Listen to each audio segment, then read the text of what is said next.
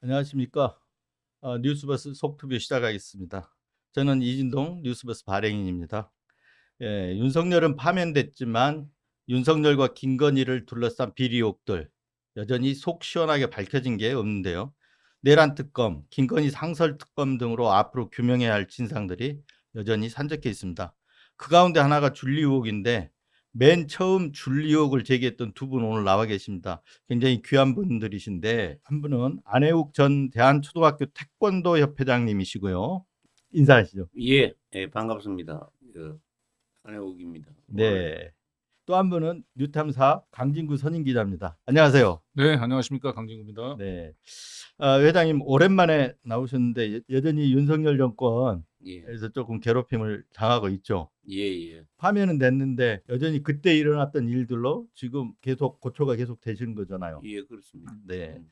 어제 이제 대선전이 좀 달아오르면서 윤석열 내란 규명돼야 될 것들이 많은데 예, 그런 내란 부분 그리고 윤건희 의혹들 여전히 좀 뒷전으로 밀려난 모양새거든요. 근데 그 잊지 말아야 할 의혹 가운데 하나가 줄리 의혹이 아닌가 싶어가지고 모셨는데 저는 그렇게 생각해요. 이게 이제 줄리 의혹이 제기됐을 때 부인할 수도 있다고 봐요. 근데 부인하는 것만으로 끝나지 않고 막 고소 고발을 막 했잖아요. 그래서 이건 끝까지 좀 파헤쳐져야 될 문제가 아닌가 이런 생각이 들거든요. 그래서 오늘 모셨는데 그 줄리 의혹 그래도 줄리는 줄리다 이렇게 보시는 거죠. 그럼요. 그럼 뭐 아직까지 그 줄리는 아직 나중에는 교과서에 등재될 만한 그런 물건이니까 한국 현대사를 해서 가장 기괴하고도 진짜 괴물과 같은 그런 여자가 대통령 권한을 뭐 행사하고. 네. 예전에 그러면 과거에 예, 그 줄리를 이제 벌써 20한 7, 8년 정도 되는 거죠. 예, 그렇습니다. 그때 만나신 적이 이제 있었다는 것부터 시작이 되는 거잖아요. 예, 예. 네. 그때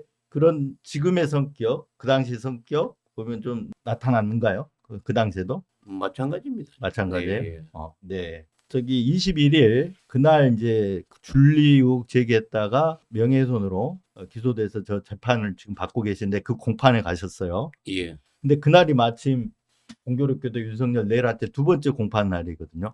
어떻게 지금 재판까지 오게 됐는지 조금 간단하게나마 좀 설명을 좀 해주시면 어떨까 싶은데요. 2021년이죠. 내년이죠. 2021년에 그때 뭐 하여간 늦가을 쯤 돼서 무슨 뭐 줄리 이야기들이 뭐 있죠. 줄리라는 게 그 유튜브 같은 공간 같은 데서 이야기가 있어서 뭐 저는 뭐그 태무심하고 지나왔는데 그 당시에 이제 우리 강균정 기자하고 같이 소속했던 그때 열린 공간 그 당시에 거기에서 스마트폰을 봤으면 뭐 조금만이가 모를 건데 그거 바꾸고 얼마 되지도 않은 것 같아요. 한 번은 그 줄리 뭐 나오기를 틀어놓고 이렇게 갔다가 보니까 이 마침 열린 공간을 보니까 네. 그 사진이 쭉 나와 있는데 그럼 내가 너무나 잘 아는 애가 딱 있어요 거기에. 사진에. 예, 네. 예, 그럼 내가 뭐 잊을 수도 없지. 그 뭐냐면 뭐 수십 회에 걸쳐서 만났던 애니까. 네. 그런데 그게 이게 왜 나왔냐 보니까 그게 지금 윤석열 검찰총장의 그 부인이 김건희라고 네. 그러더라고요. 뭐 그건 그렇고 뭐 그때 나는 줄리라는 게 그렇게 뭐 그거 내가 뭐 나쁜 뜻으로 한 건 아니고 처음에 줄리를 하니까 그걸 논쟁이 있으니까 그 내가 그 김건희 옛날에 그 예명을 줄리로 썼다는 걸 네. 그걸 이제 열린 공감에도 그때 전화번호가 하나 뜬 게 있어. 전화를 하니까 그 직원 전화번호가 누굴 받아가 그래서 내가 저 줄리가 맞다. 그때 그 열린 공감 최영민 감독이 2020년 12월 6일 날 우리 집에 갑자기 찾아와서 방송 그 유튜브 출연을 했고 처음에는 거길로부터 이제 고난의 길이 시작이 된 거죠. 예 이제 그 시작한 게 그 당시에는 뭐 대한민국을 내가 다 혼자 짊어진 것 같은 그런 중압감. 뭐 친동생들 집에 안 와요. 무섭다 그러면서. 그렇죠. 네. 그 당시에 그 의혹 제기했을 때는 이미 이제 대선 경선에 뛰어든 상황이었죠. 예, 예. 네. 네. 그 뭐 하여튼 대선 경선이지만 그 당시에 가장 유력했으니까 주변에서는 그만큼 두려워했을 것 같아요. 예. 그러니까 안혜욱 회장님의 이제 증언이 왜 중요하냐면은 이제 줄리 의혹은 그동안에 이제 인터넷상에서 떠돌아다니는 소문 수준에 불과했다가 네. 사실상 처음으로 자기 얼굴을 공개하고 실명으로 줄리 이 목격자로서 이제 처음으로 이제 증언을 하신 거예요. 네. 그러면서 인터넷에 떠돌아다니는 괴담 정도로 헛소문 정도로 치부하려고 했었던 이제 그 당시에 국민의힘 대선 캠프가 안 회장님 증언으로 이제 발칵 뒤집혔던 거죠. 그러니까 맨 처음 제기한 건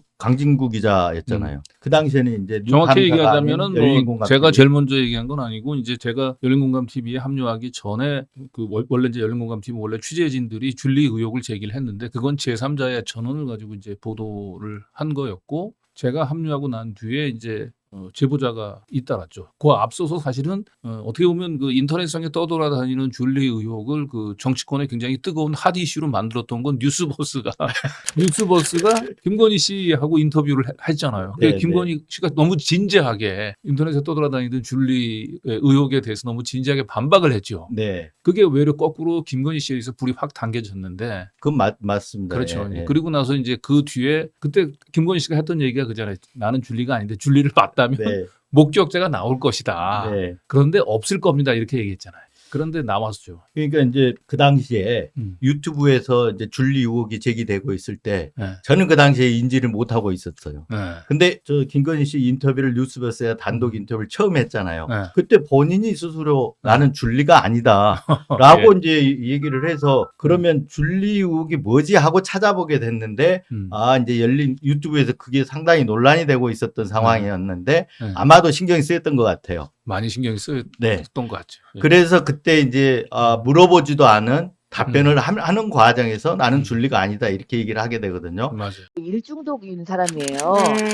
예, 저는 그래서 뭐, 예, 석사도 2개나 받고, 박사까지 받고, 대학 강의 나가고, 또 제가 사업하느라고 정말 줄리를 하고 싶어도 제가 시간이 없어요, 시간이. 네네네. 정말 미안한 얘기지만, 네. 시간이 없어요. 네네. 예, 그래서 그거는, 그러면 제가 줄리였으면 제가 거기서 일했던 줄리를 아마 기억하는 분이나, 저를 보셨다고 하는 분이 아마 나올 거예요. 제가 그랬다면.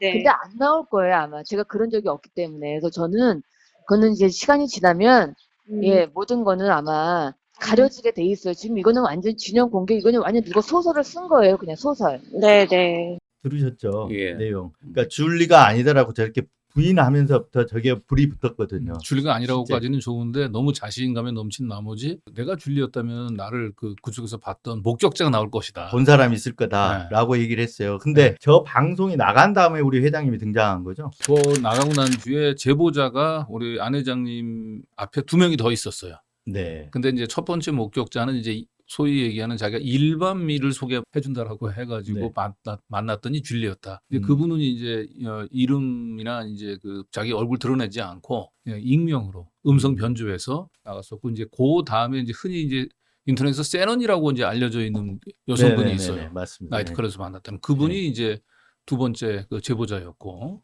근데 그분은 이제 직접 출연을 했죠. 출연은 이제 음성 변조만 하고 출연을 했고, 3번째로 이제 그 세넌이가 인터뷰했던 영상을 보면서 우리 안혜욱 기자님이 내가 네. 봤던 줄리다라고 네. 하면서 이제 처음으로 이제 얼굴 공개하고 실명 공개하면서 그때는 그러니까 안혜욱 회장님이 나온 거는 저 방송이 나온 다음이고 나온 한- 다음이죠. 보니까 제가 찾아보니까 2021년 12월쯤 되는 것 같아요. 예. 예. 그러니까 저거는 인터뷰는 6월 6월 29일 날 한 인터뷰를 6월 30일 날 보도가 된 거거든요. 맞아요. 네. 그러니까 그로부터 6개월 뒤에 이제 안 회장님 나오신 건데 그 중간에도 계속해서 줄리 의혹은 전개가 되고 있었거든요. 그렇죠. 그러니까 그 뒤에 저희 열린공감 TV에서 이제 양재택 모친을 찾아가서 인터뷰를 하면서 또 한 번 이 줄리 의혹이 또 굉장히 뜨거운 이슈로 또 타올라기도 했었죠. 네, 맞습니다. 네. 네. 그것도 그렇지만 나는 그때 뭐 뉴스버스는 앞에 그 증인들이 있어가지고 했다는 것도 모르고 그거 사실도 인지도 하지 못했고 그렇게 이제 그걸 뭐 결정적으로 그냥 대한민국 전체에다가 이렇게 막 크게 보도해 준 거는 1등 공신은 조선일보입니다. 아, 조선일보에서도 그걸 언제 받았었던가요? 아니 조선일보가 조선일보가 이제 그 안혜욱을 이제 공격하면서 이제 아, 시작했죠. 그러니까 줄리가 아닌데 줄리부터 했다 했다가 뭐 김정은이나 나와서 뭐 치매 노인이나 그러고 뭐 군기 무슨 당 뭐 최고위원회가 거기서 막 그 성명발 빼고 욕하고 막 하니까 그걸 조선일보가 정폭해가 그러니까 해가지고 조선일보하고 TV 조선 쪽에서 이제 안혜욱 회장님에 대해 증언을 팩트 그러니까 체크 메신저를 공격하는 거죠. 네. 팩트 체크한다고 하면서 이제 워낙 오래 됐으니까 그래서 몇 군데에서 뭐 자기네가 이제 뭐 안혜욱 회장님이 얘기한 게 사실과 다르다라고 하는 걸 발견해가지고 별로 중요한 건 아닌데 네. 태권도 관장을 뭐 서울에서 했다는 시기에 보니까 뭐 성남에서 있었다는 등 뭐 이런 얘기들 뭐 그리고 줄리를 처음 만났다는 6층은 그 연회장이 아니고 거기는 기계실 있는 자리다. 뭐 라마다 그 볼케이노 나이트 클럽은 그 무슨 여자들이 나오는 게 아니고 거기는 젊은 친구들이 건전하게 사이다나 콜라 먹는 건전 나이트 클럽이었다. 뭐 이런. 그러니까 사소한 이런 어떤 팩트들을 갖다가 네. 얹으면서 중요 줄기를 아예 그냥 그렇죠. 싹 부인해버리는 식의 네. 어떤 전략으로 우리 안 회장님 또 공격한 거네요. 공격했죠. 공격 때도 그 너무 소설을 많이 써가지고 네. 조선일보가 그 조선일보의 그 보도를 보고 또 내 말이 아닌데 조선일보 보도를 보고 네. 그게 국민의힘에서 또 네. 대변인 논평하고 네. 막 와서 예. 그러니까 그게 정폭이 많이 됐어요. 그래서 뭐 우리 말하자면 국힘 무슨 그 뭐 지구당 같은데 이런까지도 거의 다 내려가 가지고 저희들끼리 이제 저희 딴에는 이제 김건희 이제 호위무사한다고 뭐 나는 완전한 거짓말쟁이고 완전히 그거 하다 매도해 버리려고 하는 그게 그렇게 하다 보니까 나도 그냥 줄리 맞다고 그래서 그만이지 뭐 그때 그림 그릴 때 내가 줄리라고 예명 썼다는 게 네. 뭐 별거 아닌데 나도 그렇게 공격당하니까 이제 있을 수 그냥 있을 수는 없잖아요. 그래서 나도 이제 반격을 좀 시작을 갖다 한 것이 그게 정폭대가 그런 것인데 그러니까 그 당시에 보면 이제 국힘당이 너무 안혜욱 회장님을 좀 무시를 했어요. 그러니까 초야에 묻혀 사는 분이고 나이가 70대고 그리고 이 사건이 뭐 20년도 더 전에 발생한 일이니까 기억이 없을 거다 뭐 이런 생각을 했을 수 있는 거죠. 그렇죠. 네. 그래서 이제 자기네들이 사실상 힘으로 눌러보려고 했던 거죠. 그때 이제 안 회장님 한번 오셔가지고 저하고 한번 저녁도 한번 예. 하고 예. 그리고 사무실에 오셔가지고 얘기를 나누는데 제가 음. 보기에는 기억이 너무 생생하세요. 아이고. 그리고 27, 8년 전인데 사실상 저는 잘 기억을 못 하겠는데 네. 기억이 너무 이게 음. 얘기해보면 알잖아요. 그렇죠. 거짓말을 하는 건지 기억을 하고 하는 건지 아는데 우리 기억을 생생하게 잘 하시고 계시더라고요. 근데 아마 그런 겉으로 보기에는 그렇게 보이기도 하고 하니까 무시했을 수도 있을 것 같은데 그러다 큰 코를 다친 거 아닌가요? 그렇죠. 네. 아니 그렇기도 하고 저도 이제 경찰에서 조사를 받으면서 수사관들이 늘 했던 얘기가 아니 그 강 기자는 20년도 더 된 시절에 그 있었던 일을 저렇게 정확하게 기억한다라고 하는 게 믿어지냐? 그러니까 결국 저도 이제 허위 사실인 걸 알고 보도한 거 아니냐라고 이제 그렇게 추궁이 들어왔는데. 근데 안 회장님이 그 줄리에 대해서 특별한 기억을 갖고 있는 것은 안 회장님이 이 놀랍게도 지금 이제 70평생을 살면서 어머니하고 여동생 빼고 제일 많이 만났던 여자가 줄리예요. 수시로 만난 건데 그 당시에 이제 대략 그걸 제대로 기억하느냐 이렇게 물어보는 게 좀 어폐가 있을 것 같긴 한데 27, 8년 전 일이라서 예. 어느 정도나 많이 만났습니까? 그러니까 이렇게 한 자리에 앉아서 이렇게 지금처럼 우리처럼 이렇게 한 자리에 앉아서 대화하고 뭐 밥 먹든지 뭐 술을 마시든지 이렇게 한 것이 제가 기억하는데 13번이나 14번 정도 되고 이제 그 말고 이제 거기 가면 이제 라마다에 가면 그 저 호텔에 그때는 그 별명으로 줄리를 도라묵이 도시락이라 그래서 도시락 사듯이 데리고 다녔거든요. 네. 놀고 데리고 다녔던 영감이 데리고 다녔던 우리 다 비서라 그러기도 하고 네. 뭐 이상한 사이라고 소문도 그렇게 했는데 그 당시에도 조 회장이 오히려 거꾸로 꼼짝 못했어요. 줄리한테. 예. 네, 네.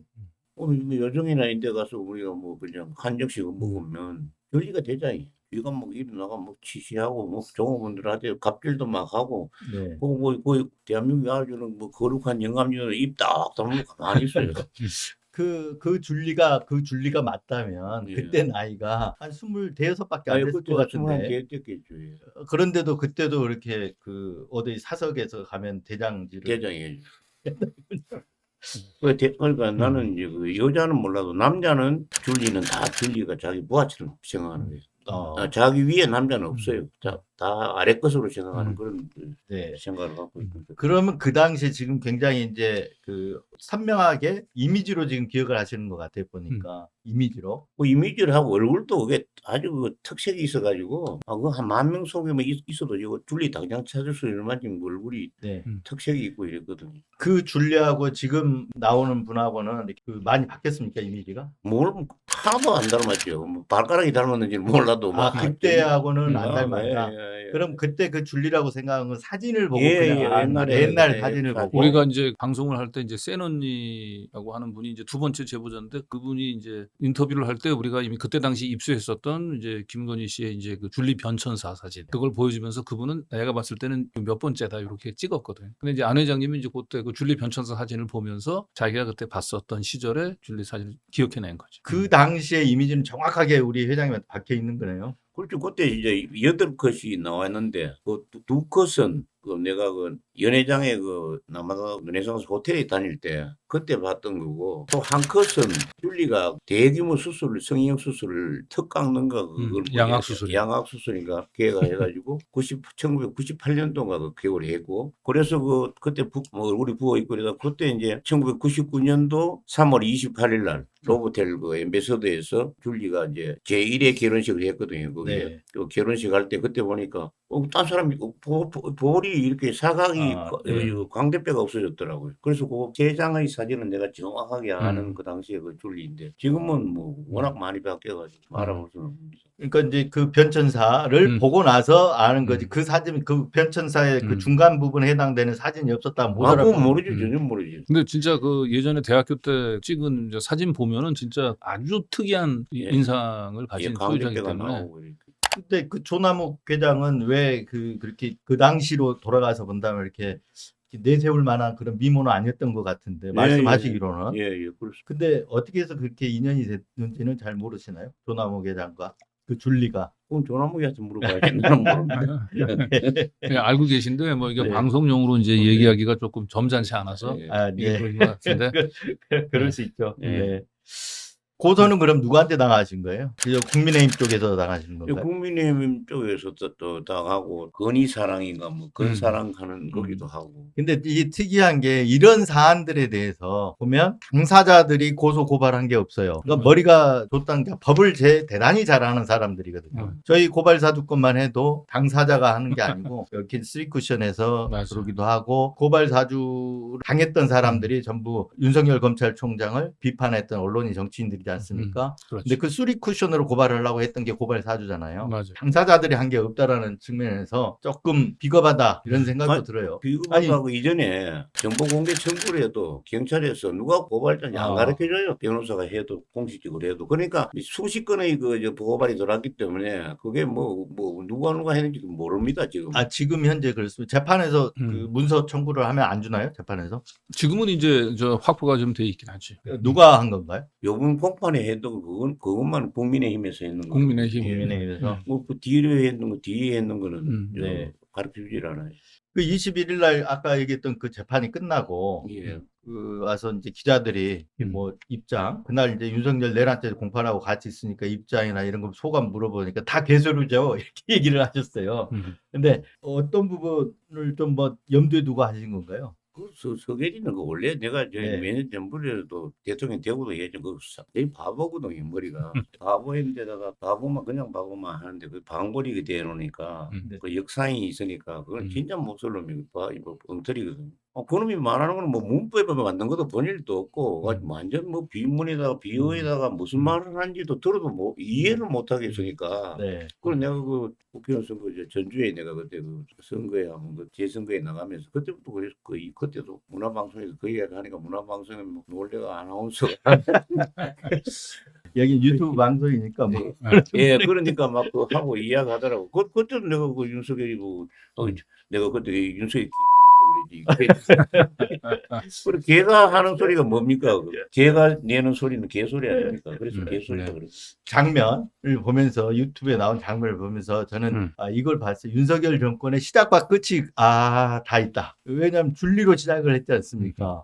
내란죄로 지금 파면돼서 내란죄 재판을 받고 있고 예. 수위만 안 입었을 뿐이지 지금 피고인석에 앉아 있는 거니까 그거 보면서 이 시작점 할래 우리 강 기자는 감회가 좀 있었을 것 같은데 어떻습니까? 그렇죠. 뭐 이제 윤석열 그 정권은 사실 거짓의 무덤을 딛고 출발한 정권이고 그 거짓을 무덤을 파헤쳐서 진실을 규명하려고 했었던 시도를 할 때마다 무도하게 이제 검찰을 동원을 해가지고 괴롭혔죠. 네. 뭐 압수수색도 하고 구속영장도 뭐 청구하기도 하고 결국은 이제 이것저것 하다가 결국 안 되니까 마지막으로 개헌 버튼을 누르고 지금은 이제 개헌 버튼을 누른 것도 실패하고 나니까 이걸 무슨 개몽령이니 뭐 네. 이런 또 다른 거짓말로 또 이야기를 하고 있는데 이거는 어떻게 보면 거짓말로 탄생한 정권이 이제 거짓말로 결국은 망하게 된 거 같고 우리가 이 막연하게 정의는 언제나 뭐 승리한다 이런 얘기들이 뭐 있긴 했지만은 좀 다시 한번 이게 윤석열 정권의 탄생과 몰락을 보면서 그 말을 좀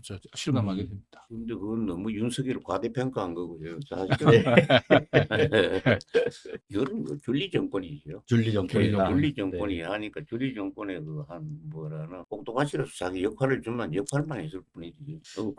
세상에 군 기피자가 무슨 저 비상기죠. 군을 동원한 군을 동원하면 군이 정권을 잡아버리지. 그 그냥 두겠습니까? 그래 그건 이제 줄리가 다 기획한 거라고 생각하고 있습니다. 그 이제 처음에 강 기자가 줄리역 보도할 때 그때만 해도 아까 얘기했지만 유력한 주자이긴 했지만 경선 후보였기 때문에 상당히 사생활 논란 이것도 공격들이 꽤 있었을 것 같은데 그때 어땠습니까? 그때 좀 공격 많이 받았잖아요. 그랬죠. 근데 이제 그 줄리 의혹 부분들은 대다수 언론들조차도 사실은 참전하기를 꺼려했었죠. 지금도 그런 거 아니에요? 네, 지금도 역시 마찬가지고요. 근데 오늘 이 방송 그래서 하는 거거든요. 잊지 말자 줄리오 그런 맞습니다. 하는 거거든요. 그러니까 근데 워낙 이해는 됩니다. 왜냐하면 검사의 부인이고 검찰총장의 부인을 했었던 여자의 삶으로는 도무지 그 믿을 수 없는 이 삼류 소설도 그런 삼류 소설이 없는 그런 얘기들이 사실로 믿기가 너무 어려웠죠. 그리고 여기다 또 여성 단체에서는 그 줄리 의혹 제기하는 것 자체를 무슨 또 페미니즘 시각에서 또 반인권적 보도인 것처럼 또 공격도 들어오고 하다 보니까 그 더더군다나 이 줄리 의혹을 보도했던 언론사는 굉장히 이중 삼중으로 고통을 사실은 좀 당했죠. 근데 그렇다고 해서 지금 우리가 줄리 이코르 누구다라고 얘기하는 건 아니고 그렇죠. 지금 아직까지 확정해서 얘기하는 건 아니잖아요. 물론 그렇습니다. 그런 이제 의혹으로 우리 지금 얘기하고 있다는 거. 그 무슨 그거는 두 부분은 그렇죠. 줄리가 김건희가 줄리죠. 무슨 줄리가 따로 있습니다. 자 그런 의미에서 조금 구체적으로 좀 들어가 보겠습니다, 회장님. 구속영장 이렇게 신청할 때 이게 보면은 뭐 이제 첫 번째 줄리를 만났다는 시점이 97년 뭐 5월 7일 날짜까지 특정돼 있어요. 근데 거기서 조남욱 회장의 소개로 적배를 받았다고 하는데 조남욱은 부인한다. 이걸 이제 검찰이 구속영장을 청구한 하나의 물론 기각됐지만 그 어떤 그 근거로 삼고 있는데 이 부분 어떻게 생각하십니까?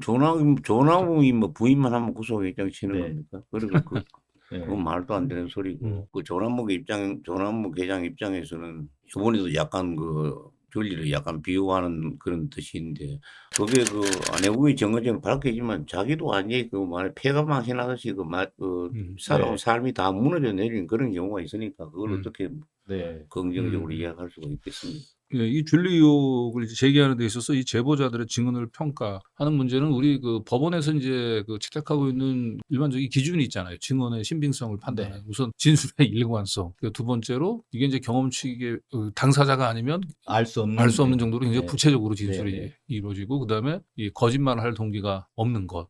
뭐 그 대개 한 3-4가지 정도를 기준으로 판단하잖아요. 근데 안혜욱 회장님 같은 경우는 줄리와 관련된 그 에피소드가 한 개가 아니고 굉장히 뭐 전시회에서도 받기도 하고 그다음에 뭐 신혼 첫 번째 결혼식장도 참석했다고 하고 뭐 남양주 방문했을 때 눈 부시시한 게 나타나서 인사했다는 김건희 이 시대 20대 때 모습도 기억하고 진술이 굉장히 엄청난 방대한 이야기임에도 불구하고 진술이 일관적이에요. 일관돼요. 그리고 방금 전에 얘기했듯이 굉장히 당사자가 아니면 경험하기 알 수 없는 그런 정도로 대단히 구체적이잖아요. 그리고 완벽하게 그것이 지금 다 증거로 남아 있는 것은 아니지만 또 그거를 뒷받침할 수 있는 다른 제3의 증인이라든지 또 파편적인 또 증거들이 좀 남아 있거든요. 그럼 반면에 상대방은 그 의혹을 부인하는 상대방은 당사자의 주장밖에 없어요. 맞아요. 그리고 사실 뭐 거짓말할 동기가 없는 거죠. 거짓말할 동기가 없죠.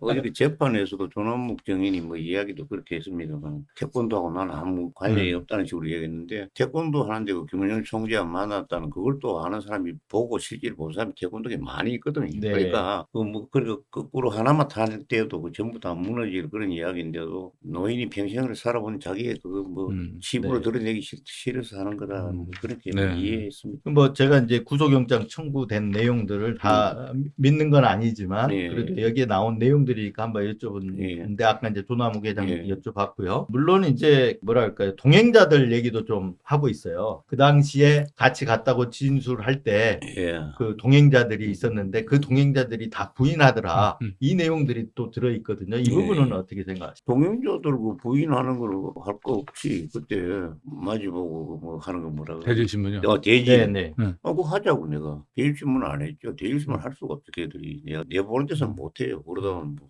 나도 성질이 좀 보통 네. 성질은 넘는데 내가 그냥 그러고 그걸 아는 사람이 또 밑에 그 사실을 아는 사람은 한 몇십 명 되고 그 사실을 또 아는 사람은 또 몇백 명이 되고 이렇게 해서 알고 있는 사람 숫자가 너무 많기 때문에 그걸 뭐 그거는 그 사람들이 그렇게 했는지 안 했는지 모르겠지만 그때 조지호가 처음에 와가지고 김강호 날아가고 난 뒤에 이제 와서 이번에 꼭 구속식을 해가지고 일요일 날부터 부임하자마자 들어앉아가지고 했는 것이 안혜욱 구속영장 그거 청구해가지고 월요일 날인가 화요일 날 중앙지검에다 했는데 그러다 보니까 검찰에서는 거의 손을 안 댄 것 같아요. 그러니까 경찰이 청구한, 그러니까 신청한 어떤 구속영장 내용, 예, 혐의 사실 가지고 검찰을 그대로 받아서 그대로 그렇죠. 그냥. 근데 지금 공소유지는 검찰이 할 거 아니에요. 검사가 할 거 아니에요. 맞아요. 그러니까 지금 이제 얘기했던 대로 이제 안 회장이 줄리를 처음 만났을 때 같이 동행했었던 태권도 연맹 관계자들이 있죠. 근데 그걸 사실은 이제 경찰 조사 단계에서 그 안혜욱 회장님이 굳이 특정을 안 해도 되는데 이제 계속 이제 수사관이 이제 그 요청을 하니까 안 회장님이 이제 그건 오래된 기억이기 때문에 정확치는 않지만 이제 그 몇 명을 특정을 하긴 했어요. 그런데 사실은 뭐 그건 당연히 그러면은 그 특정됐던 사람들 상대로 확인을 해야 되는데 경찰이 확인 조사를 안 했어요. 그 자체가 경찰이 뭔가 이 확인 조사를 하면 자신들이 원하지 않던 결과들이 나올까봐 그래서 그런지 조사를 안 했고 이제 그런 상태에서 이제 윤석열이 대통령에 당선이 됐고 대통령이 당선되고 나서부터는 이제 그다음서부터는 이제 그런 부분들 그 줄리 의혹이 사실이라고 얘기하는 건 엄청난 심리적인 부담감이 따를 수밖에 없잖아요. 그렇죠. 그래서 그 뒤늦게 안 회장님을 기소하고 난 뒤에 뒤늦게 이제 2차로 이제 경찰이 조사를 하면서 그때 동행했었던 사람들 한 명 한 명을 불러가지고 정식으로 조사한 것도 아니고 전화로. 예. 그래서 그게 정식 지금 조소로 남아 있는 건 아닙니다. 참고인 조서가 여기 아니고 등장하는 이름들이 그럼 다 전화 진술. 전화로 한 거예요. 그래서 증거 능력이 없어요. 피의자 신문 조서로 이렇게 돼 있는 게 아니네요. 참고인 조서.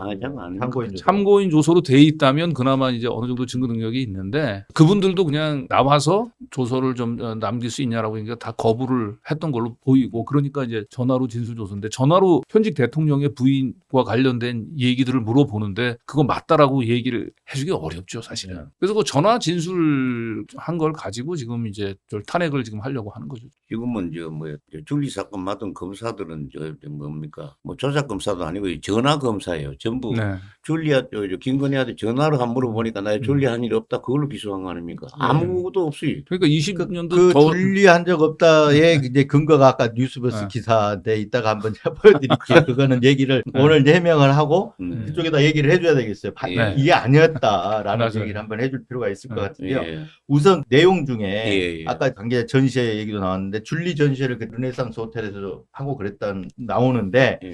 그 얘기도 이제 하셨다는 거잖아요. 네. 그 얘기도 하면서 근데 거기에 등장한 그림이 뭐 97년에 전시회가 있었다 그랬는데 거기에 등장한 그림 몇 점들은 뭐 2000년 이후에 제작된 거다. 이 얘기도 또 반박으로 들고 있어요. 이거 2000년 이후에 하다고 그래. 2050년에 나올 그림이네. 그러니까 이 부분은 그거 어떻게 말도 안 되는 소리입니다. 그게. 네, 그 얘기는 이제 제가 네. 좀 설명을 드리자면은 이제 안혜욱 회장님이 전시회 이제 줄리와 관련된 처음에 이제 그 증언을 하고 난 뒤에 계속 본인의 증언에 대해서 이제 딴지를 거니까 자기 계속 기억을 확장시킨 거예요. 네. 그러면서 이제 했던 게 내가 줄리 작가라는 이름의 전시회가 있을 때도 그 전시회도 참석을 했었다. 거기서 조남욱도 만나고 최은순도 만났다라고 얘기를 했는데 그러다 보니까 이제 그 전시회를 기억하는 호텔 직원들이 있어요. 네. 호텔 직원들의 증언이 잇따르면서 전시회를 부인하던 세력과 전시회가 있었다는 사람이 맞부딪히는 과정에서 그 인터넷이나 아니면 유튜브 방송 등을 통해 가지고 그때 있었던 그림이다라고 하면서 제보가 몇 점 들어간 게 있어요. 네. 그거는 안 회장님이 주장했던 그림이 아닌 거고 전시회가 있었다라는 주장을 하니까 이제 안 회장님을 이제 그 응원하는 분들이 어디서 가져온 그림인지 모르지만 그런 그림들 이게 그 당시 전시회에서 뭐 봤었던 그림이다 이제 이렇게 주장을 한 겁니다. 그러니까 그거는 안 회장님의 주장이 아니에요. 그래서 그 그림 중에 일부가 2000년 이후에 만들어진 것이다. 그 2000년 이후에 그거 이미 그 벽에 걸렸다고 누가 그러니까. 증거를 만드는 사람. 그렇지. 근데 저 기억도 그걸 기억할 수 있는 사람이 뭐 도록이라든가 따로 이렇게 객관적인 자료들이 없다면 네. 기억으로 이렇게 그건 다 부정확한 것 같아요. 기억으로는. 그렇죠. 네, 네. 네. 아까 얘기했던 것 중에 하나가 그 음. 뉴스버스에서 김건희 씨 단독 인터뷰했을 때 김건희 씨가 예. 나는 줄리가 아니다라고 얘기를 했잖아요. 네. 당사자 주장이잖아요. 예. 근데 그 당사자가 그렇게 주장을 했음에도 불구하고 그 뒤에 음. 그 안 회장님이 예. 줄리는 누구다라고 얘기를 했기 때문에 예. 고의성이 있다고 지금 본 거잖아요. 그렇죠. 근데 그게 이제 뉴스버스 보도의 근거인데 그럼 뉴스버스 자료를 한번 띄워주실래요? 그때 보도가 어떻게 됐는지. 저기 보시면 저 분명히 저렇게 돼 있거든요. 소송 당사자 반박이다.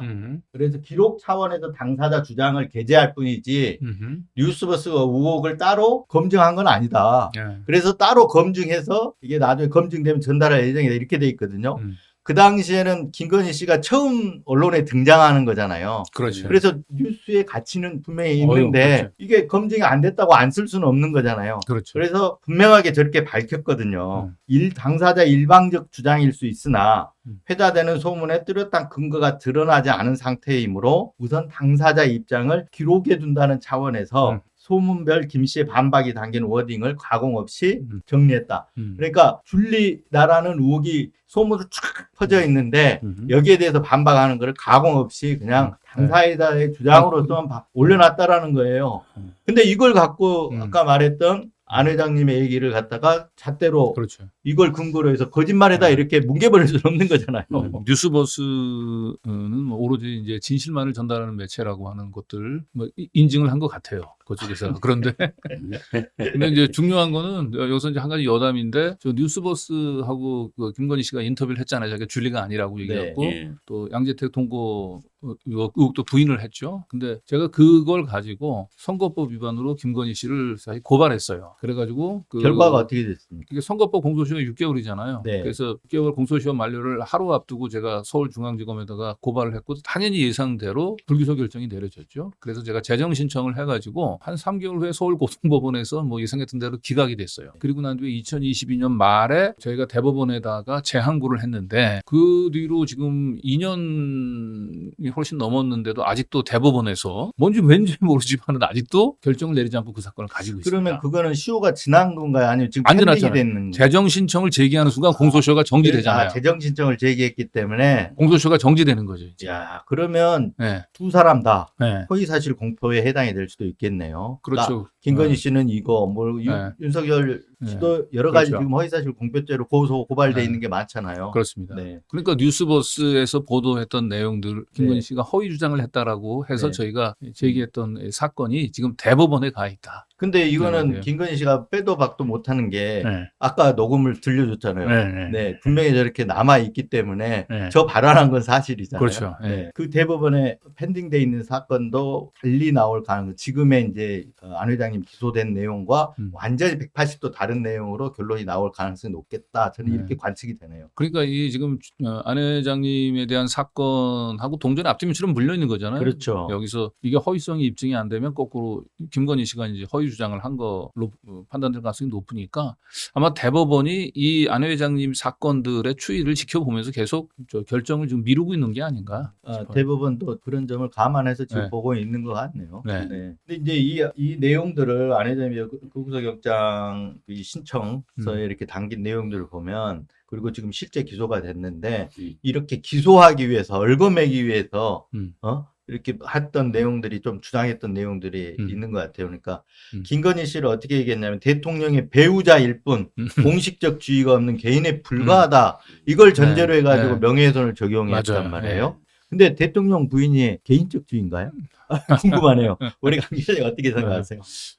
그러니까 이제 줄리 의혹을 아까 얘기했던 대로 이 억압하는 한 기제 중에 하나가 김건희 씨를 그냥 그 보통의 여성을 전제를 하고 보통의 여성을 상대로 해서 너무나 그 악마적인 공격을 하고 있다 언론들이 보통 이런 식으로 접근을 했거든요. 그런데 네. 김건희 씨는 그 대통령 배우자 이전에 검찰총장의 부인이었거든요. 네. 김건희 씨가 줄리 의혹이라고 얘기하는 건 단순히 어쨌든 뭐 성적인 호기심을 가지고 접근한 게 아니고 줄리라는 단어는 권력형 비리를 상징하는 단어기도 하단 말이에요. 네. 그래서 김건희 씨의 어쨌든 그 뭐 남성 편력 뭐 이런 데 관점이 있는 게 아니고 줄리라는 이름으로 그 많은 권력층들하고 관계를 하면서 정대택 선생님 비롯해가지고 많은 또 사법 피해자들이 그로 양산이 됐고 이래서 이 권력형 그 비리를 이제 그 접근하기 위해서 우리가 이제 보도를 했던 거. 줄리는 바로 권력형 비리하고 직결되어 있는 네. 예, 단어죠. 그런데 결과적으로 우리를 이제 기소를 할 때는 그런 그 권력형 비리로서의 접근을 이제 싹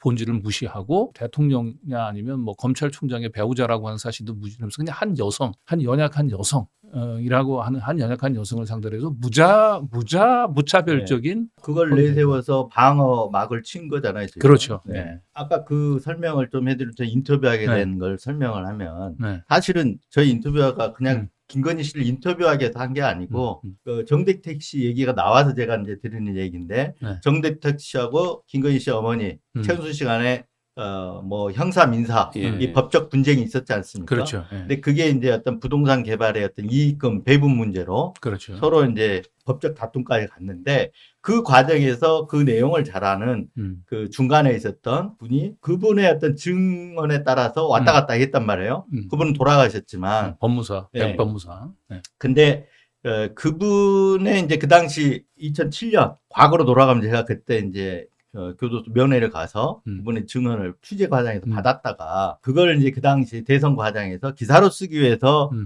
한 거예요.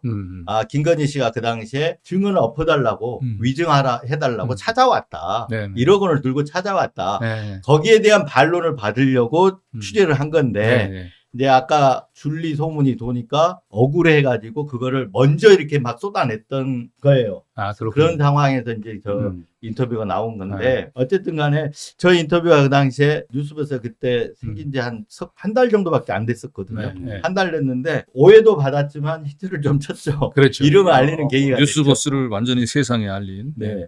근데 마치 막 신생 매체이기 때문에 윤석열 측의 사주를 받아서 저 보도를 한 것처럼 네. 뭐 오해를 받기도 저도 했었죠. 살짝 그런 오해를 하긴 했었어요. 왜냐하면 줄리 의혹을 정리로 제기했었던 매체 입장에서는 네. 저희 보도를 반박하는 네. 형식의 보도였기 때문에 네. 살짝 뉴스버스를 빌려가지고 우리를 디스한 게 아닌가 이런 네. 생각을 하긴 했었죠. 나는 저거 하고 나니까 줄리가 뭐 나는 줄리할 시간 없다 그러잖아요. 네. 그리고 사람들이 시골 사람들 모르잖아요. 줄리가 뭐 하는 직업이냐고. 그 줄리가 그 인명이 아니고 뭐 직업처럼 대답했잖아요. 줄리할 시간 네, 줄리할 시간이 없다. 없다. 줄리할. 자, 윤석열이 이제 파면되고 내일 한쪽 이렇게 재판을 받는 상황이잖아요. 그리고 딱 국민들이 다 알게 됐고 그러면 그 이제 과거에 그때 이제 한참 두려워하던 상황하고 조금 달라졌는데 혹시 증언하겠다고 나서는 분들이 좀 있을 법도 한데 어떻습니까? 아무래도 그렇죠. 좀 달라졌으니까 정언하실 분들이 이제 정언하는 사람이 많이 하려고 그러는데 그거는 이제 좀 아주 우리가 말하면 결정적인 그런 정언이 필요하지. 나는 그보다 더 필요한 우리 가장 결정적인 그 안해옥의 무고를 밝혀줄 사람은 김건희가 가장 네. 적합한 정언이라고 봅니다. 김건희만 불러내면. 아, 증인으로. 증인으로 증인 신청이 돼 있습니까? 아직 이제 우리 변호인 이제 증인 신문이 아직 시작이 안 됐는데 우리는 이제 1번 증인으로 김건희 씨를 이제 신청할 1번 생각이에요. 증인으로. 다음번 공판이 한 12차 공판 정도 되는 거 아닙니까? 더 될걸요 아마? 아, 그래요? 근데 아직 변호인 신문이 시작이 안 예, 안 됐어요. 그럼 11차까지 오는 동안에 네. 무슨 재판에서 무슨 일이 이루어진 건가요? 아니 계속 증인 신문을 처음에 한 3, 4차 정도는 준비 기일 갖고 네. 6차가 6차까지 준비 기일 갔나요? 준비 기일이. 네. 그다음에 한 10차 정도는 검찰 쪽에서 신청한 증인 신문을 가지고 질의한 공방이 오고 갔죠. 자, 지금은 김건희 씨를 증인 신청하면 네. 재판부가 받아들여준다, 안 받아들여준다. 어떻습니까? 예측해 보면. 글쎄요. 근데 이 재판부가 뭐 꼭 그렇게 뭐 저는 뭐 생각은 하지는 않습니다만은 일단 그 이재명 대표에 대한 그 선거법 1심 그 징역형을 선고했던 그 판사분이거든요. 네. 근데 이제 그 판결이 정치적인 판결이 아니라고 얘기를 한다면 당연히 그 이 사건 실체적인 진실 규명을 위해서 가장 중요한 당사자는 저는 김건희 씨라고 봐요. 근데 김건희 씨는 직접적으로 자기가 그 고발을 하지는 않았고 그렇지만 경찰에서 보통은 이제 이건 김건희 씨가 피해자이기 때문에 김건희 씨를 상대로 해서 제대로 된 조사가 이루어져야 되잖아요. 네. 안혜욱 회장님의 증언에 대해서 구체적으로 피해자의 반박을 들어야 되는데 지금 김건희 씨를 상대로 한 그 경찰 조사는 서면으로 된 2페이지짜리 그 조서가 유일합니다. 네. 그걸 가지고는 사실 줄리 증거 의혹의 능력을 인정할 수가 없는 없죠. 거죠. 예, 네네. 그래서 이 담당 재판부가 정치적인 고려 없이 주로 실질적인 진실을 규명을 해야 됐다고 판단한다면 당연히 김건희 씨 증인 신청은 좀 받아줘야 된다고 생각합니다. 그럼 다음번 공판쯤에는 증인 신청을 하게 되는 건가요? 아직도 벌써 좀 더 진행이 어. 돼야 되네. 왜냐하면 이제 지금 또 양재택 그 전 검사가 네. 이번에 증인으로 채택이 됐는데 불출석했어요. 아, 그래가지고 할 수 없이 다음에 또 양재택을 지금 양재택 검사가 증인으로 신청은 채택이 돼 있습니까? 돼 있어요. 아, 재밌는 네. 재판이 되겠네요. 네. 근데 요번에는 이제 이제 불출석 그 이유서를 내고 그래 네. 했으니까 5분은 그렇지만 다음에는 뭐 안 나올 어떻게 될지 모르겠어요. 안 나올 것 같은데요. 아, 안 나오면 이제 음. 그것도 구인장을 발부하는지 해서 해야 돼. 네. 이 사건의 핵심은 사실 김건희 씨잖아요. 김건희 예. 씨 김건희 씨만 나와서 네. 뭐 그때 증언하는 뭐 모습, 표정 그리고 제대로 반대 신문하면 진실이 바로 드러날 수 있는데 그렇게 네. 공판이 오래 갈 이유도 없을 것 같아요. 이번에 사실 이제 삼부토건 조남욱 회장의 사실 제일 의미 있는 증인이 처음 나온 거긴 한데 네. 검찰 측이 그 신청했던 증인임에도 조남욱 전 회장으로부터 검찰이 원하는 증언을 이끌어내는데 실패했어요, 사실. 가장 중요한 게 이제 이 김건희 씨에 대해서 본인이 언제 만났는지가 제일 중요한데 검찰이 기대했던 것은 안 회장님은 97년도에 처음 봤다고 하니까 내가 김건희 씨를 본 것은 국힘당 주장도 그래요. 2000년 이후라고 주장을 하거든요. 네. 그러면 이 안에 조남욱 회장이 딱 나와서 제가 정확히 언젠지 모르지만은 뭐 김건희 씨를 만난 건 2000년 이후다. 요렇게 진술 한 마디만 해주면 완벽한데 네. 조남욱 회장이 뭐라고 얘기했냐면 15년 이상은 된 것 같다. 15년 이상.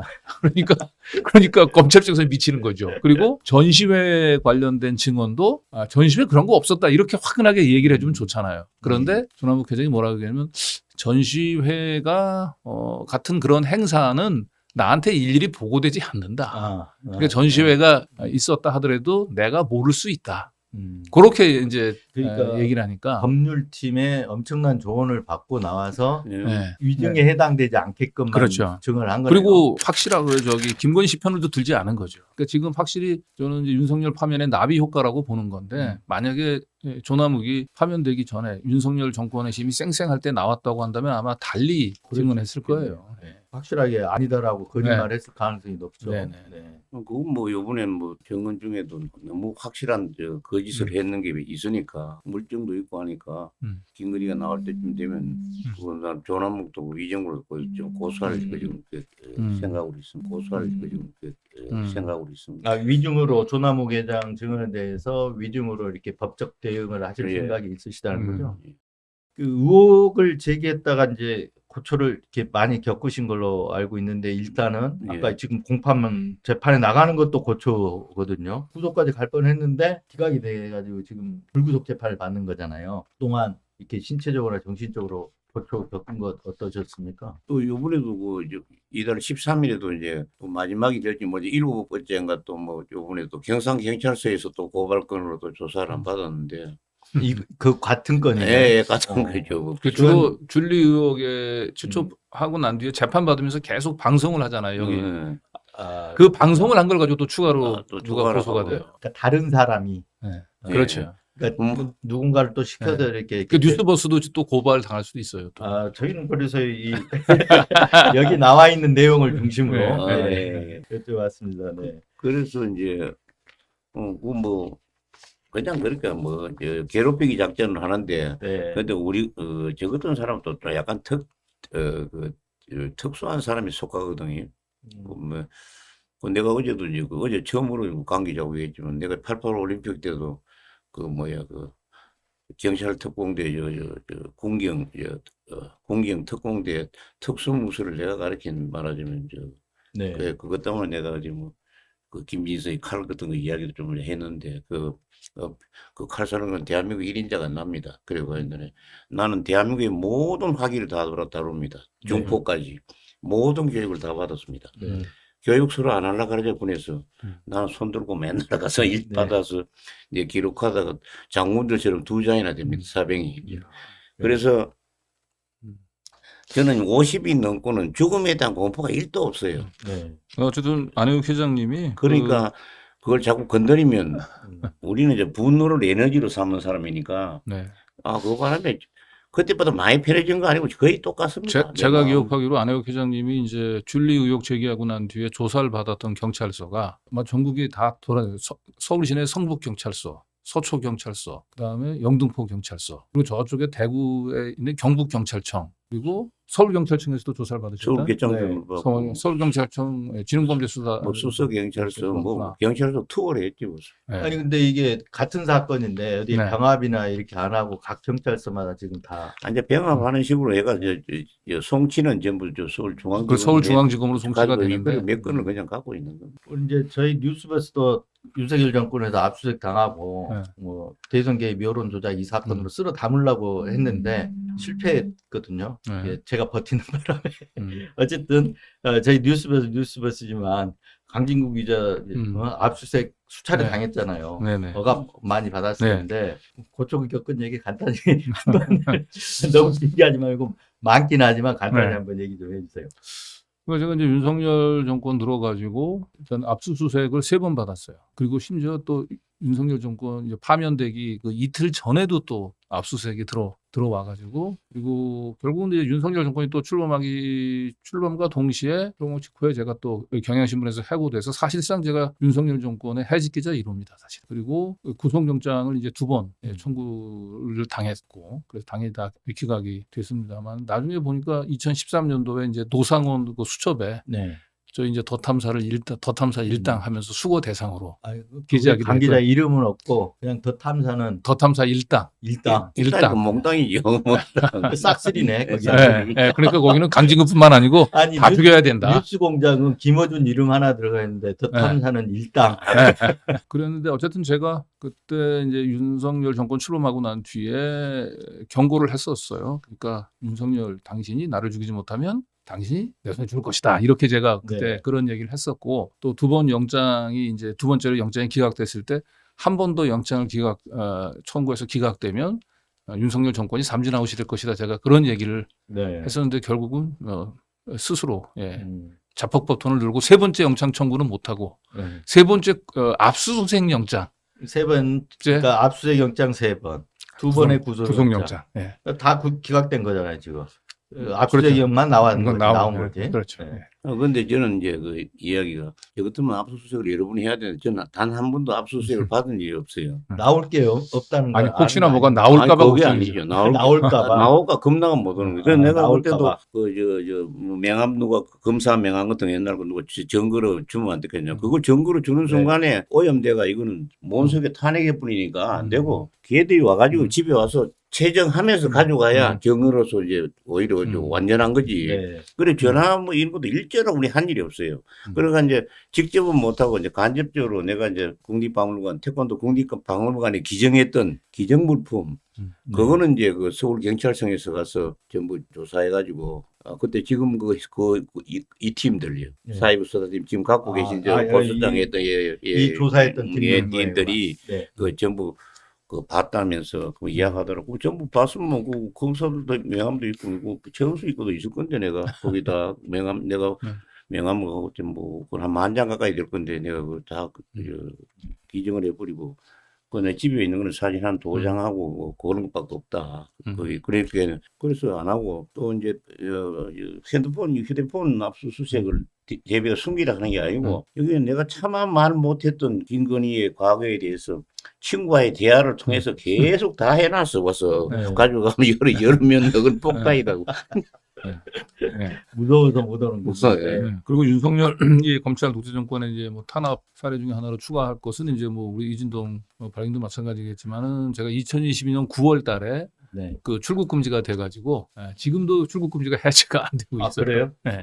저는 이제 그 출국 금지 과도하게 시킨 거, 그리고 그 통신조회 과도하게 한 거, 그리고 불법 압수수색한 거, 네. 이걸 전부 그리고 수사 자체가 수사권 남용이라는 거, 수사권 남용하에 그런 걸 했다는 걸 전부를 묶어가지고 지금 국가상대 손해배상해서 내일 이번 주에 2번째 재판이 이제 공판했습니다. 그래, 꼭 승소하시기 바랍니다. 이길 것 같아요. 그래요? 마찬가지로 우리 강 기자도 어느 정도 정리되면 그래야 반드시 되겠네. 이 민사적으로라도 하더라도 책임을 물어야 그렇습니다. 앞으로 이런 일이 반복이 안 되는 거거든요. 네. 그거 민형사 다 물어야 네, 민형사 다 물어야 되죠. 물어야죠. 네. 그 내가 볼 때는 저 해외 못 나가니까 네. 뭐 가지고 주로 금지를 한 거는 아니 그러니까 명예훼손 줄리 명예훼손 사건 그게 처단형이 그게 뭐 나와봐야 뭐 얼마가 나오겠습니까? 그 처단형이 무서워서 명예훼손에 따른 처벌이 무서워가지고 제가 가족을 버리고 해외로 그 도피한다라고 하면 말이 되겠습니까? 그게 아니고 그 사람 생각할 때는 그렇죠. 지금까지 살아온 명예가 있는데. 그게 아니죠. 이거 수고 대상이니까 가면 안 되잖아요. 와서 아, 요번에 수거 대상이니까. 수거 대상이니까. 네, 수거 대상이니까 못 떠나게 못 했다. 떠나게 했는 거 아니고. 네, 그럴 수 있겠네요. 네. 강 기자 요즘은 발 뻗고 자겠네요. 아니요, 그 나 지난번 파면되기 그 이틀 전에 그 아침에 압수수색, 압수수색 네. 들어오는 걸 봐서는 이제 제가 그 긴장을 풀면 안 되겠다는 안 돼, 생각이 안 돼. 들더라고요. 토종 세력들이 아직도 아직- 준동을 네. 할 수 있다. 네, 네. 그 엊그저께도 제가 보니까 하나 뭐 무죄 받은 게 하나 있는 것 같아요. 네. 3월 31일. 그건 오세훈 그건 시장 오세훈 부인- 시장 부인, 예, 부인이 그 온갖 제자들 상대로 한 갑질을 이제 취재하려고 반론을 계속 전화 뭐 안 받고 네. 뭐 문자 보내도 안 받아서 그냥 그 연습실로 찾아간 건데 음. 연습실에서 그냥 저 노크하고 네. 그냥 들어가서 송 교수 대신에 이제 그 조교들 상대로 해가지고 질문을- 질문하다가 나온 건데 그거를 근데 그래서 나가라 그래서 나간 거잖아요. 그렇죠. 네. 놓고 하고 들어가고. 놓고 들어가서 요거는 이제 민감한 얘기가 밖에 나가서 하지요라고 음. 얘기를 했을 때 제가 거기 있는 학생들 상대로 몇 마디 더 물어보긴 했어요. 바로 이제 나가자마자 따라 나온 건 아니지만 근데 그걸 그 주거 침입, 방실 침입으로 걸어가지고 제가 하여튼 그것도 한 3년 가까이 고생했네요. 대법원 3년이나 됐어요. 예, 대법원에서 무죄 확정됐습니다. 그 사회 통념상 용인될 수 있는 기자의 취재 행위다. 그렇죠. 이렇게 결론이 나온 그렇게 나온 거잖아요. 거죠. 예. 근데 제가 보기에는 검사도 이거 기소를 검사가 했을 거 아니에요. 검사가 있죠. 검사가 뻔히 알면서 네, 이거 사실 3년 동안 고생하는 거잖아요. 이게. 맞아요. 그러니까 기소시켜 제가 나서 재판에 음, 발을 묶어 놓는 거. 제가 취재 영상을 증거로 제시했단 말이에요. 그러면 네. 취재 영상 보면 노크하는 게 나와요 거기에. 그런데 검찰이 기소를 하면서 정작 제가 그 제출했었던 그 영상은 증거에서 누락을 시켰죠. 친정권 기자였으면 이런 거 취재할 리도 없겠지만 네. 취재했다 하더라도 친정권 기자였으면 이런 거는 그렇죠. 기소 안 했을 거예요. 그럼요. 예, 예. 그 법 쪽에는 변호사들도 이야기하지 명예훼손으로 구속영장을 친 것도 대한민국에 거의 없는 사실이고 그렇죠. 70세 이상 노인을 그것도 또 네. 70세 이상은 웬만해서는 그 구속영장을 치지 않는데 그것도 구속영장을 갖다가 치고 이렇게 했으니까 그거는 윤석열이 전에 예고했잖아요. 그래서 털고 이게 뭐 기소만 하면 당해도 막 몇 년 동안 고생하고 좀 말하자면 사람이 와가지고 망가진다는 네. 식으로 그걸 재판에 걸어 놓는 거죠. 그렇지, 예, 그렇지. 예, 여러 가지 예. 걸어놓고 하니까 응과는 윤석열이가 좋지 않을까. 그럼 뭐 걔는 바보라고 뭐 받으나 안 받으나 별 감정이 없을 거라 그렇게 생각되고 줄리는 그동안에 지금 내가 저지른 그 나쁜 그 배악질로 인해서 반드시 그 엄중한 처벌을 받아야 된다고 생각합니다. 저도 이렇게 회장님 뵐 때마다 이렇게 놀라운 게 이게 이 자리 말고 사석에서도 얘기를 들어보면 너무 생생하게 깜짝깜짝 놀랄 정도로 기억이 구체적으로 생생하게 잘 하시더라고요. 아 근데 그때는 약간은 희미한 것도 이놈들이 자꾸 하는 바람에 자꾸 침착하게 되니까 더 이제 기억이 나고 재판을 하면 할수록 정리가 더 되죠. 저장료가 더 잘 되죠.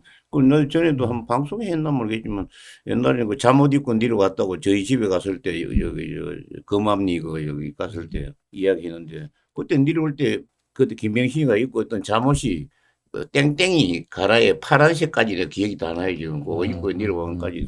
근데 기억을 그렇게 너무 그 생생하게 나더라도 그렇게 구체적으로 얘기하면 저쪽에서 공격에 빌미를 주기 때문에 제가 늘 얘기해요. 아이고 27, 8년 전인데 이렇게 네. 생생하게 너무 생생하게 나면 네. 야 이게 오히려 더 신빙성을 깎아먹을 수 있다는 측면에서 얘기하는데 하여튼 제가 이렇게 들어보면 굉장히 구체적이고 생생하게 기억을 하시는 것 네. 같아요. 그렇게 나오라고 그쪽에서 나오면 이제 그거 잡아가지고 네. 하겠다고 이제 하는 거니까 뭐 걱정 안 하겠죠. 앞으로 이렇게 공판 진행되면 보니까 김건희 씨 증인 신청하는 문제라는데 중요한 하여튼 국면들이 아직 많이 남아있는 예, 많이 것 남았습니다. 같습니다. 네.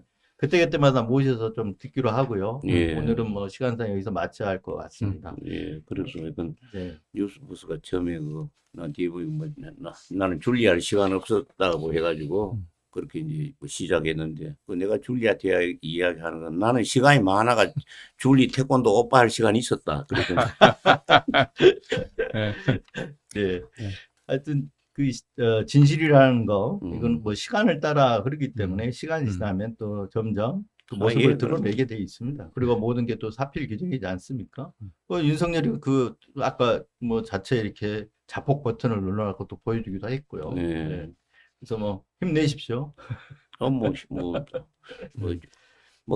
그때보다는 지금 뭐 옛날에는 딱 대한민국에 동지가 한 명도 없을 때도 있었는데 그렇죠. 지금은 많은 사람들도 네. 뭐 이렇게 하고 또 서기가 파면도 당하고 파면보다 진짜 오야봉은 저기 줄리니까 줄리가 반드시 그 제과를 받고 줄리가 감방에 들어가야 내란 세력이 이제 그때 이제 끝나는다고 생각합니다. 네. 마지막 혹시 강기대 오랜만에 네. 처음 오셨는데 네. 이게 뭐 좀 하실 얘기 있으면 마저 간단하게 네, 저는 하시죠. 이제 안혜욱 회장님을 이제 모시고 이제 오면서 정말 그 용감한 시민의 모범이다라고 제가 이제 말씀을 좀 드리고 싶은 게 그 줄리 의혹을 제기했었던 여러 매체들이 있었어요. 그런데 사실 윤석열 정권이 출범하면서부터는 이제 싹 다 조용했죠. 다 납작 네. 엎드리고 또 뭐 이제 언론 같은 경우는 안 회장님은 근데 언론들이 딱 납작 엎드렸는데도 유일하게 계속 굽히지 않고 내가 본 줄리는 그 줄리다. 네. 김건희는 줄리다라고 하는 주장을 굽히질 않았죠. 근데 그런 이제 그 안혜욱 회장님을 심지어는 원망하는 언론들까지도 좀 있었어요. 이제 새로 어쨌든 윤석열, 김건희가 이제 대통령 영부인이 됐기 때문에 그 현실을 우리가 인정을 하고 당분간은 전략적으로 고개를 좀 낮추고 있어야 된다. 네. 그런 얘기를 했는데 거기에 하는 것 하지 않고 안 회장님이 꿋꿋하게 그 본인의 그 이 증언에 대해서 책임을 지는 모습을 계속 보였고 그로 인해서 이제 고초를 당하긴 했습니다만은 우리가 이제 이 하나의 민주주의 이 공화국을 지탱하고 있는 시민이라는 입장에서 이 진실을 지킨다라고 하는 그것은 어떤 대가가 치르더라도 그 반드시 진실을 지켜야 되는 시민으로서의 가장 모범적인 모범을 네. 보여준 사례가 아닌가. 네. 그래서 충분히 저도 끝으로 이제 한마디 네, 말씀드리면 제가 이렇게 그 용감하게 뭐 대통령 권력이든 말든 이렇게 저도 이제 나이가 이제 거의 80이 다 됐는데 그 나이라도 싸울 수 있는 거는 젊을 때의 그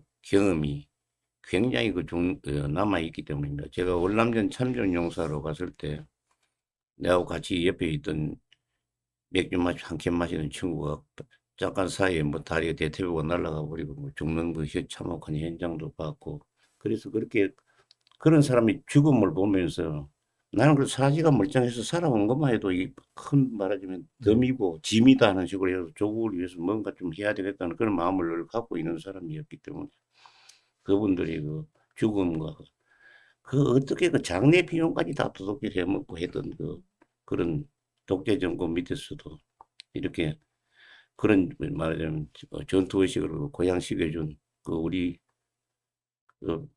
피 흘리고 죽어간 또 부상 입은 그런 분께 다시 이 자리를 빌어서 경의를 표합니다. 네.